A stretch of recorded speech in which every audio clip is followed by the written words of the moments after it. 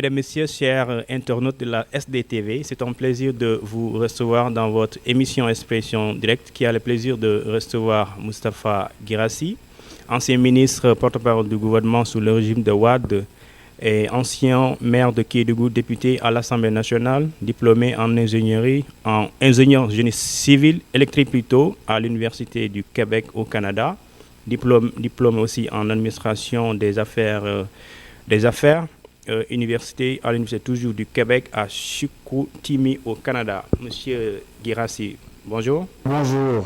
Merci d'avoir répondu à notre invitation. Aujourd'hui, nous sommes à 2 mois de la présence du virus, du coronavirus au Sénégal. Et dès l'entame, le président de la République, son Excellence, M. Macky Sall, avait pris certaines mesures que les Sénégalais avaient saluées dans l'unanimité. Mais 2 mois plus tard, on a constaté nettement un certain assouplissement de mesures qui ont tendance à donner l'impression que l'État a reculé face à une pression sociale, ou bien l'État a juste prêté une oreille attentive aux populations qui avaient commencé de se manifester, tout simplement pour manifester leur opposition par rapport à ces mesures qui sont d'ordre restrictif. Merci beaucoup. Je voudrais commencer par ces remerciements-là à l'endroit de SD Sénégal Découverte, donc une nouvelle chaîne de télévision en ligne. Remercier particulièrement Ali Thiam qui a permis donc la tenue donc de cette rencontre-là.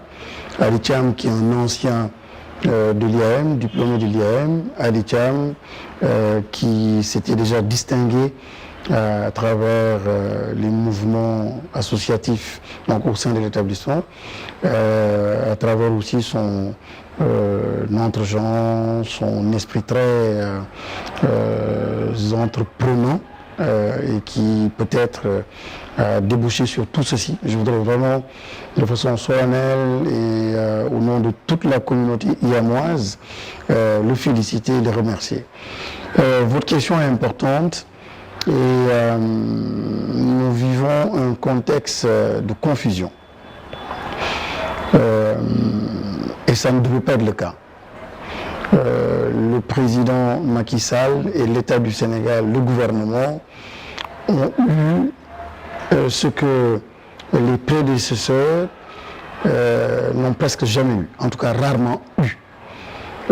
L'écoute des Sénégalais, l'obéissance des Sénégalais, le respect des Sénégalais et la disponibilité, la disposition des Sénégalais à aller partout où l'État le voulait, parce qu'on voyait à travers l'État, à travers son chef, donc le chef de l'État, le leader, le commandant in chief, pour justement donner les orientations qu'il fallait. Au début, les actions et les discours du chef de l'État étaient très rassurants. C'était des discours fédérateurs, c'était des discours hautement républicains, c'était des discours qui n'étaient pas politiciens, c'était des discours fédérateurs. Malheureusement, ce que nous avons observé, ce que les citoyens, nos compatriotes ont observé, c'est qu'il y a eu un effritement de cette consistance du leadership, de ce poids décisionnel. On a senti petit à petit en fait son effritement, son affaiblissement. Et ce qui le sous-tend, malheureusement, c'est tout simplement des calculs politiciens. Malheureusement. Quand par exemple le chef de l'État appelle l'opposition, c'était salué par toutes les forces vives de la nation.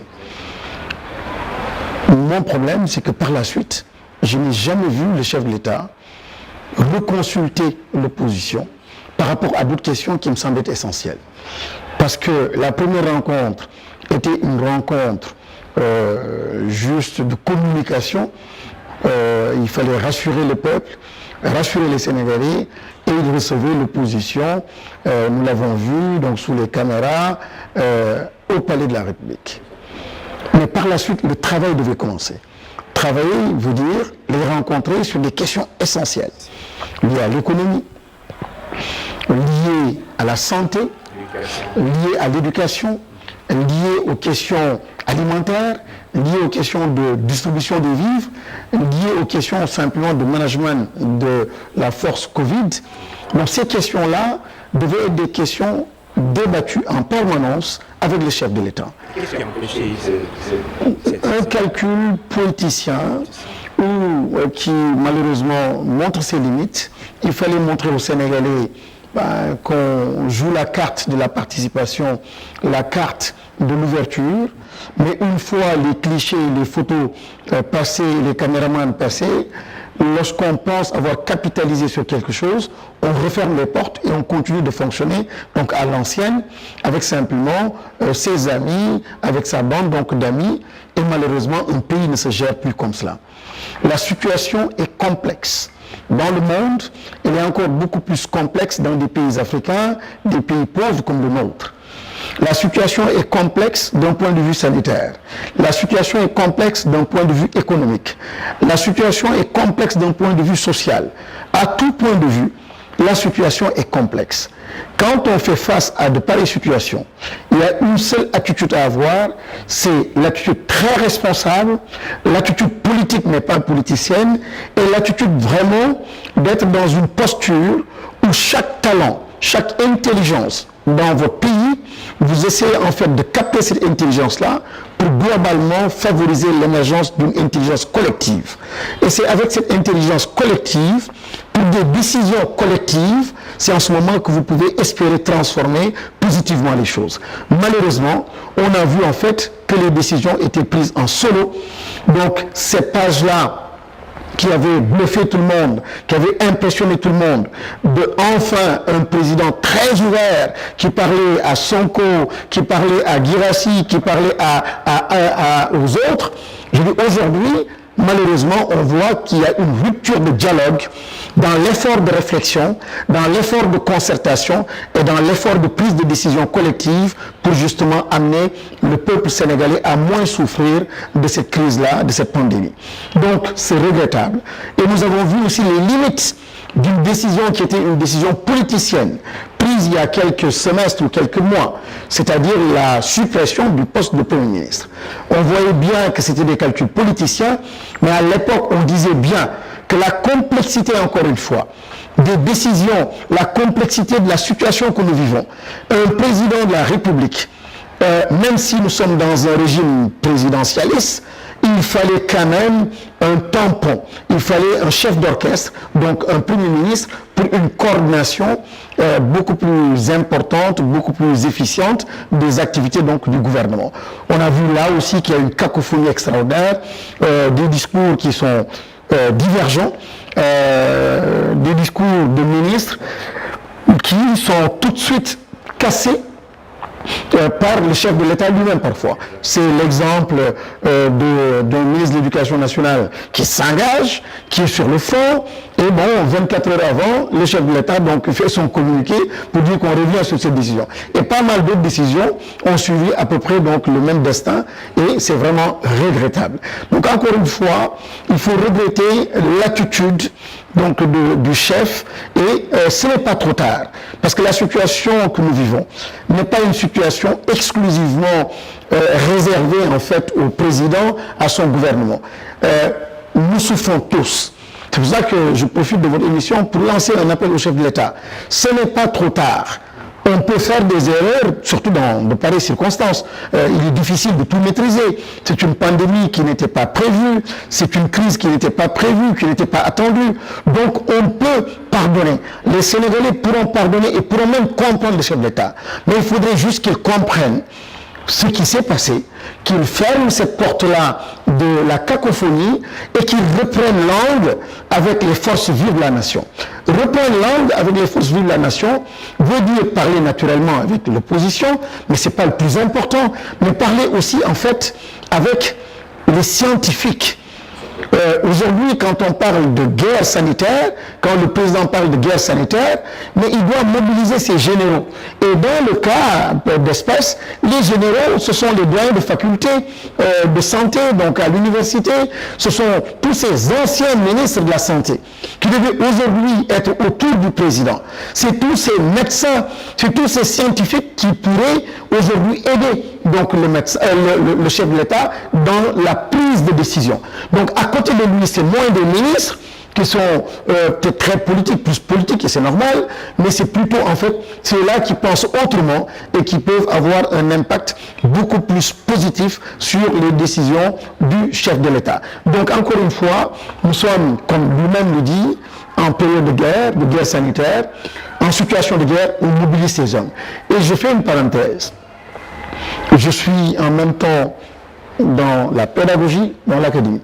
J'ai toujours dit, pour le capital humain dans nos pays, on en parle beaucoup. On parle d'éducation, on parle de formation. Mais il n'y a pas pire gaspillage que d'avoir des enfants, des Sénégalais, de les envoyer à l'école, qui sortent de là avec des diplômes, qui soient recrutés dans des entreprises, qui soient après mis dans des gouvernements, qui occupent des postes de directeurs généraux ou de ministres, ainsi de suite, simplement à la faveur d'un remaniement ministériel ou d'un changement de régime, qu'on les stocke quelque part et qu'ils ne participent plus à l'effort de réflexion. C'est un gaspillage. Un pays pauvre ne peut pas se le permettre. Malheureusement, il y a trop de cloisons. Malheureusement, il y a trop de cloisons politiciennes et qui empêchent ceux qui doivent prendre des décisions collectives d'impliquer les différents acteurs, peu importe leur appartenance politique, pour qu'ensemble nous puissions aller de l'avant. Donc je lance cet appel-là au chef de l'État. Il faut tout simplement qu'ils comprennent qu'il y a eu des erreurs dans le casting et ce n'est pas trop tard. Il faut qu'ils se remobilisent, qu'ils se ressaisissent et qu'ils parlent aux Sénégalais, qu'ils parlent aux généraux, donc à l'espace scientifique, aux hommes de culture, aux hommes de l'art, mais en permanence, pas simplement pour des histoires de médiatisation et de communication, mais réellement pour de véritables prises de décision. Et en ce moment, peut-être qu'on peut espérer changer donc la donne. Exactement. Je vais juste faire un petit rebondissement sur cette question des assouplissements des mesures.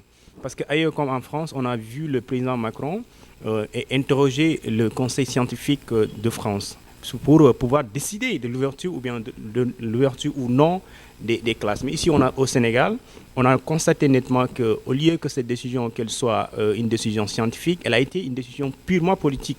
C'est le président de la République qui a décidé de rouvrir les écoles le 2 à la date du 2. Finalement, une décision qui n'a pas pu se réaliser tout simplement parce qu'ils ont constaté des enseignants qui ont été infectés lors du déplacement. Est-ce que ce coût des déplacements des enseignants, des élèves entre les régions n'était pas évitable parce que la situation quand même elle était prévisible? Vous savez, en matière de leadership, parce qu'il s'agit d'un leader aujourd'hui, c'est le chef de l'État. On reconnaît le leader dans sa capacité à manager des situations de crise et lorsqu'il se retrouve dans des zones d'inconfort. Aujourd'hui, il est dans une zone d'inconfort. Une situation nouvelle, une crise économique, une crise sanitaire, des hommes qui ne maîtrisent pas forcément la chose et une crise aussi qui a une allure, une envergure donc mondiale et globale. Donc, quand on est dans ces zones d'inconfort, c'est là où normalement le leadership apparaît.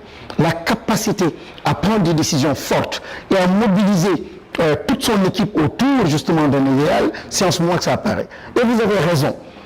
Encore une fois, il faut que le président enlève son manteau de chef de parti de la paire.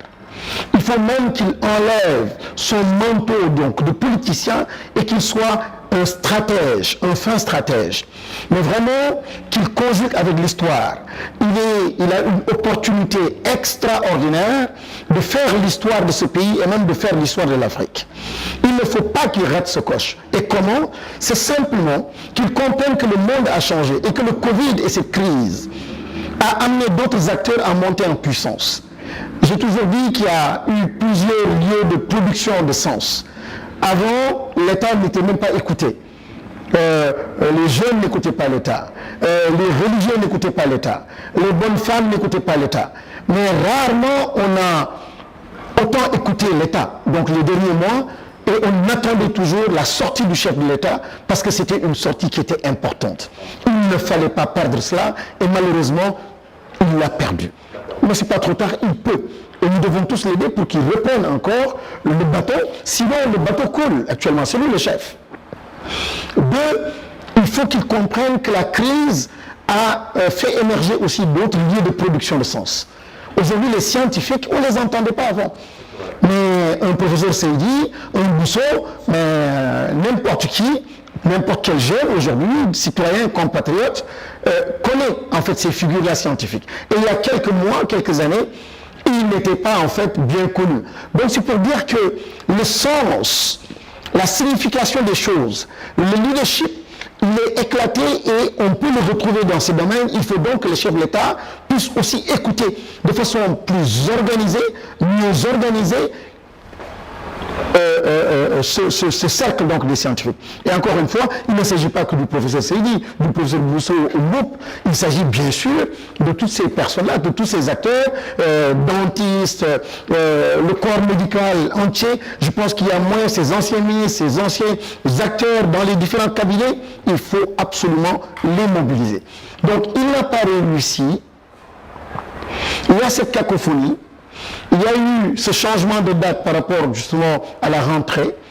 Nous avons été différents des autres pays dans le processus de prise de décision, simplement parce que nous sommes encore restés, malheureusement, dans cet univers très politicien. Et encore une fois, je connecte la question à une question très politique. Je supplie, je demande à tous ceux-là qui aiment le chef de l'État, qui respectent le chef de l'État, il faut supplier le chef de l'État, il faut qu'il se prononce par rapport en fait à ce troisième mandat. Il faut qu'il décline, qu'il dise à tout le monde qu'il n'est pas candidat. Et s'il n'est pas candidat, il a un boulevard devant lui. Il avait répondu quand même. Non, c'est toujours pas clair. Je pense qu'aujourd'hui, en tout cas moi c'est le conseil et la recommandation. Le chef de l'État doit fermer la porte à toute autre ambition. De se présenter comme aux prochaines élections présidentielles ou à la prochaine élection présidentielle et ça lui ouvre la grande porte de l'histoire pour prendre des décisions qui ne seraient pas politiciennes. Le processus de prise de décision serait plus assaini, plus propre si on le détachait de cette question-là, de la problématique du troisième mandat. En déconnectant le processus actuel de gestion de la pandémie du troisième mandat, le président serait beaucoup plus libre. Il prendrait des décisions pour les Sénégalais. Il prendrait des décisions sans calculer, sans calcul politicien. Et aujourd'hui, ce qui s'impose à lui, c'est cette attitude-là, hautement responsable, hautement déconnecté en fait de tout calcul politicien pour parler au nom des Sénégalais et pour les Sénégalais. Décider au nom des Sénégalais et pour les Sénégalais. Mais toute autre décision entachée de calcul politicien où on ne veut pas trop blesser, on gère un électorat, on prend une décision économique pour ne pas, etc., le risque, c'est ce que nous sommes en train juste de voir. Okay. Mais quelqu'un qui n'a pas peur de perdre une élection ou de gagner une élection parce que ne se présentant pas à une prochaine élection, ces décisions sont épurées. Et aujourd'hui, les décisions du chef de l'État doivent juste être épurées. Et c'est vraiment un compatriote qui s'adresse au chef de l'État en lui demandant simplement d'épurer ses décisions et en renonçant de façon plus ouverte et de façon plus catégorique à cette question-là du troisième mandat.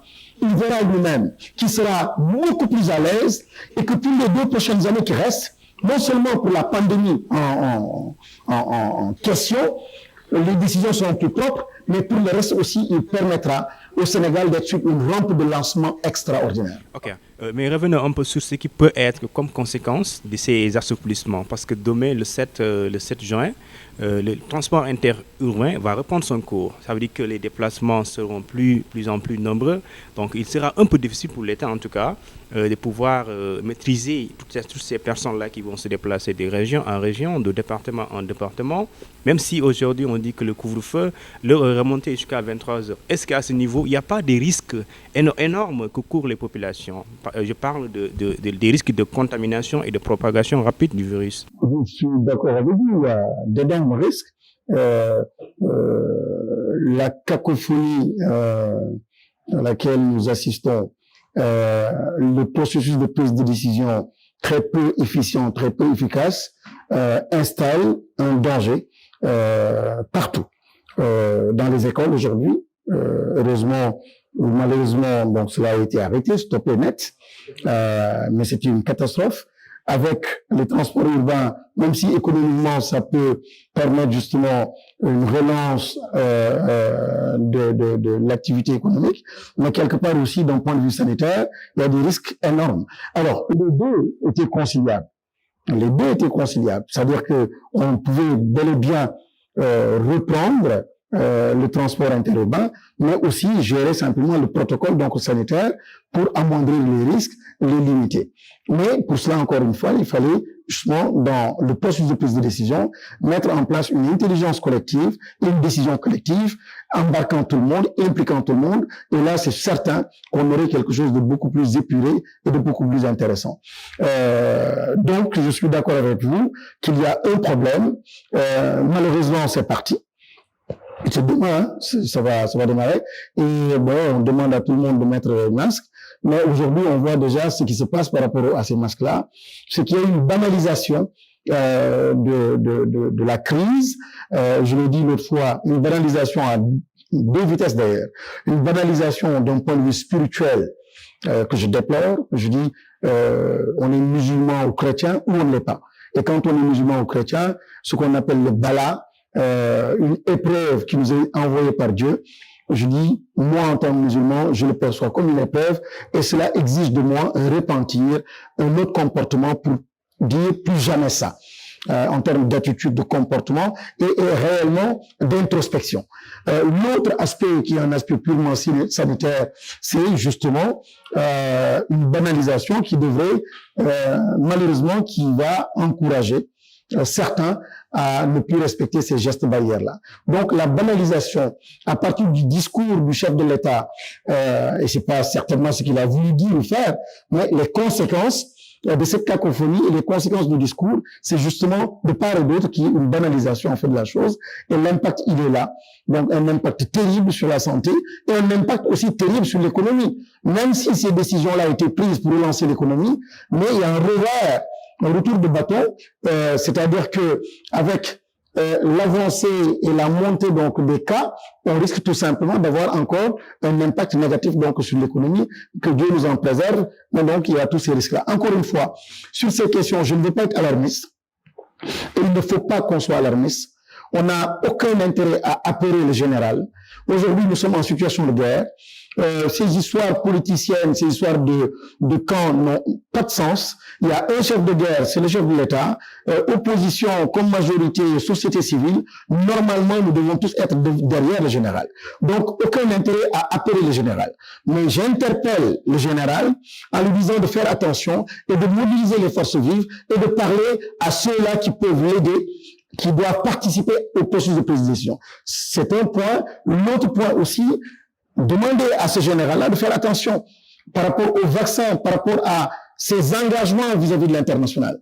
Je vois que Gavi, ses liens avec le ID 2020. Donc voilà des questions extrêmement importantes. Et il y a la société civile, il y a la société tout court africaine qui se pose des questions par rapport à ces vaccins.